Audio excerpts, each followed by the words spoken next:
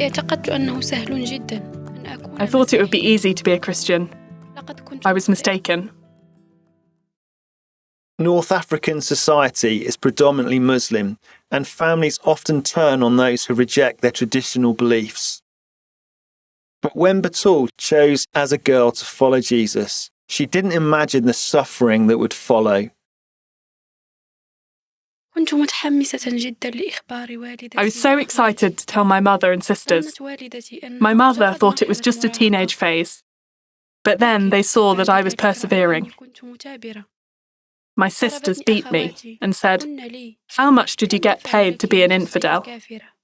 They told my mother to beat me with a cane and said that she hadn't raised me well. إنها لم تربى جيدا. كانوا يقولون My family would say, "You are not allowed to sit and eat with us." In my culture, we eat from the same plate, so I felt like an animal eating alone.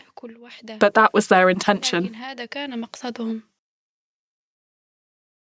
As Batoul grew old enough to get a job, she also encountered opposition at work. اضطررت إلى إخفاء إيماني. I had to hide my faith to keep my job, but they realized that I wasn't a Muslim. وبدأوا بمضايقتي. They began to harass me. ضغطوا علي They pushed me so hard that I had to quit my job. لترك وظيفتي. Faced with all these troubles, Batoul came to feel as if Jesus wasn't with her anymore, and she lost all hope. But then she met Open Doors local partner Yusuf, who taught her about persecution and invited her to his house church. تدخل يسوع وهنا اختار Jesus intervened. He chose the person to intervene, who brought me back on track. Before I met him, I was in darkness. Meeting Brother Yusuf was like a candle leading the way. I don't feel alone anymore, but sometimes I still feel the pain. Every time I feel this pain, I cry. But I also pray.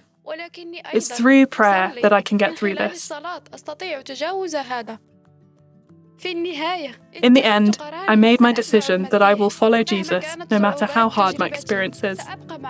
I am staying with Christ. Although my misery isn't yet over, Jesus has filled my heart with hope, joy, and love.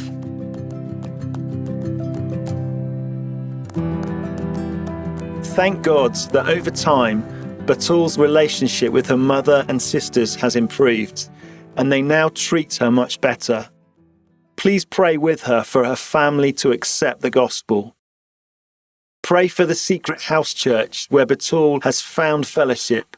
Pray especially for the women and girls who want to attend but who aren't given the freedom to go out alone.